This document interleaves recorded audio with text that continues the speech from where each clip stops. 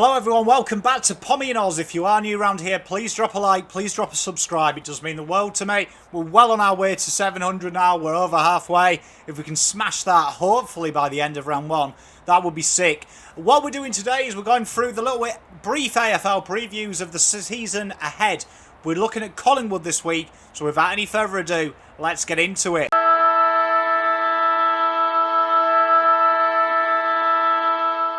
So Collingwood 2020, they finished with 10 wins and 8 losses and finished 6th in the ladder. They started the year so strong with big wins and looking like they were going to finally break the yellow and black stronghold on the flag. But mid-year, injuries mounted up, really hurt them. A few off-the-field incidents as well, and inconsistency. It really hurt them in the mid-year, and finals was case in point of that. Many expected them to lose to the Eagles away in Perth, but they had a resounding win, but then backed it up the next week and were absolutely outclassed by the Cats. Perhaps the biggest scrutiny, though, for the Pies remained until the end of the regular season, and that was in the off-season. A host of players leaving, and a much-documented Trelaw trade. There'll be a positive, though, in the form Dacos's form in the year, the way their backline held up, and their ball movement, and also their shrewd recruiting in the off-season, as it turned out. They picked up some real jets, and will be raring to go in 2021.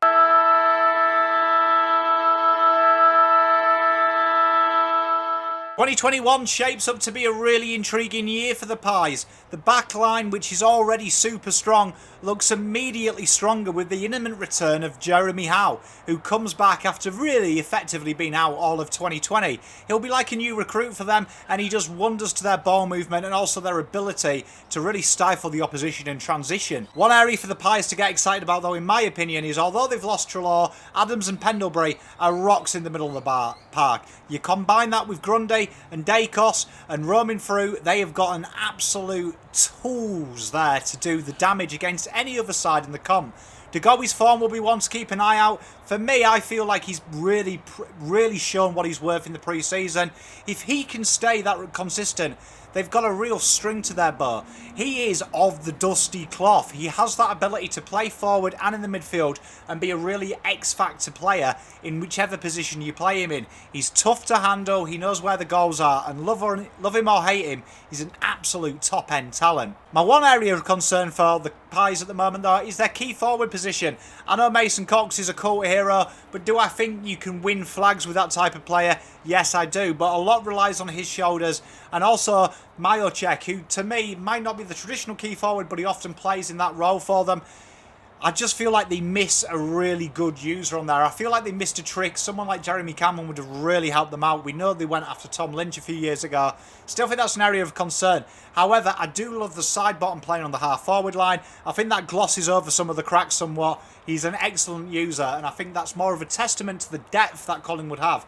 People talk about the Pies and they don't get excited about them. They have terrific depth, and they also have a great system.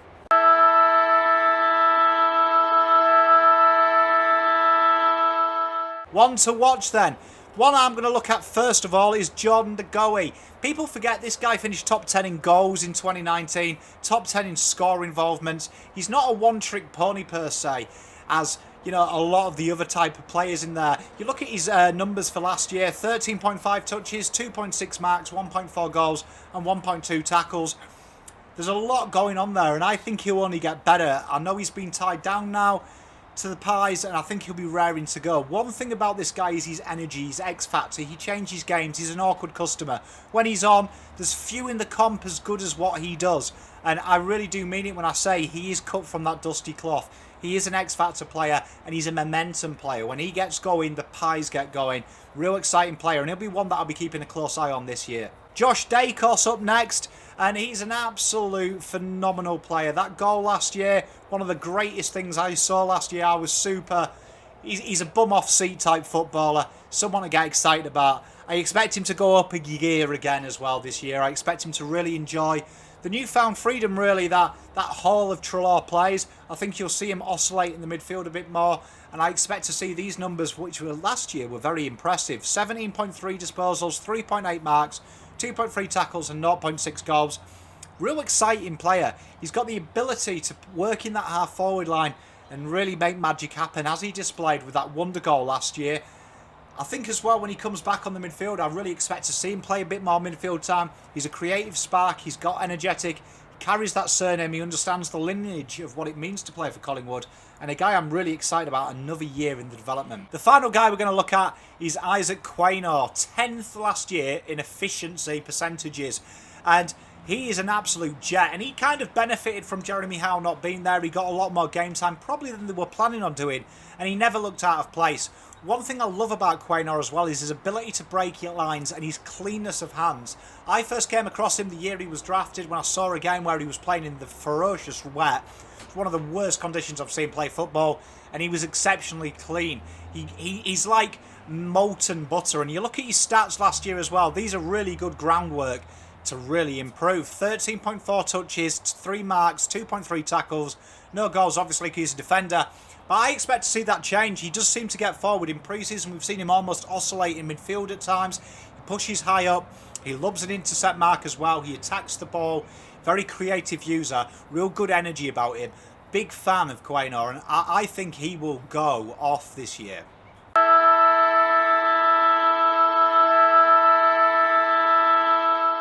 So what is a success for the Magpies? Finals for me, they're good enough. Even much more now, I think, is the pressure comes on. We know the problems in the off-season. I'm not going to talk about it, but they'll be looking to make a statement. They'll be looking to make a stand, changing of age. I'd say that Nathan Buckley is under a lot of pressure this year, because I would say that a grand final is the bare minimum requirements for the Collingwood. I just get that feeling. They've got the list. They've recruited supremely well as well, and they've got a real talent coming through the ranks as well. They have a great mix of me when you look at their list of senior players. And, you know, people talk about a mini rebuild. It won't take long to blood. Finals is the aim for me, and I think they'll get it sooner rather than later. I know it's been a horrific PR season. I reckon there's going to be some feel-good stories for Collingwood. Many people have them coming out of the top 8. I've got them finishing anywhere from 6th to 10th for me. Should be a good year, though, for them, and they'll be exciting to watch as always. That's Collingwood Football Club then. Let me know what your thoughts about Maggies. I know that some of you obviously are Pies fans who watch me, so let me know, where do you think you're going to go, Warren?